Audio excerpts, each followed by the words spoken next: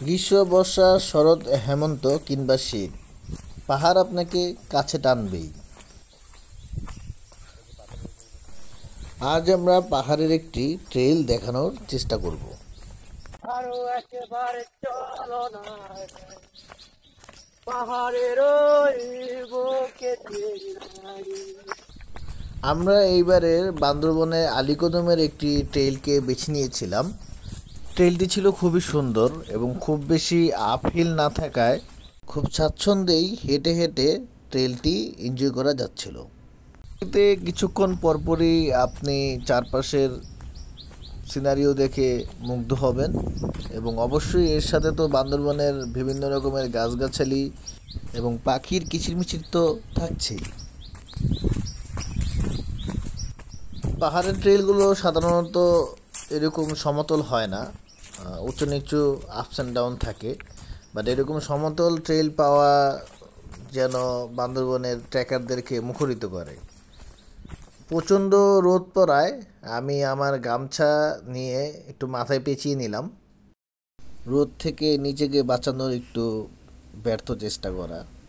আপনারা অবশ্যই এরকম একটি গামছা সাথে রাখবেন। এই যে এখন যেই ডাউন সাইডটা দেখা যাচ্ছে, অ্যাকচুয়ালি পাহাড়ের যে ট্র্যাকগুলো হয় সেগুলো যখন নেমে যায় সেগুলা অনেক ক্ষেত্রেই 60 ডিগ্রি থেকে শুরু করে 180 ডিগ্রি পর্যন্ত খাড়া নিচে নামে। এই ট্রেইলগুলোতে একটি ভালো গ্রিপের জুতা ব্যবহার করা উচিত। নিচে নামতে আমরা একটি ছোট ঝিরির ধারার দেখা পেলাম। সেই ধারার পানিতে অনন্যা মুখ ধুয়ে নিল। এই মুখ ধোয়ার অভিজ্ঞতা আসলে অনেকক্ষণ ট্রেক করার পরে খুবই অসাধারণ। চলুন এবার একটু দৌড়ানো যাক।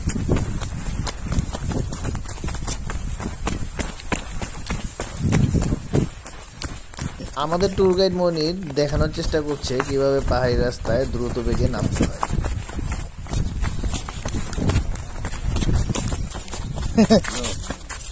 ঠিক আছে,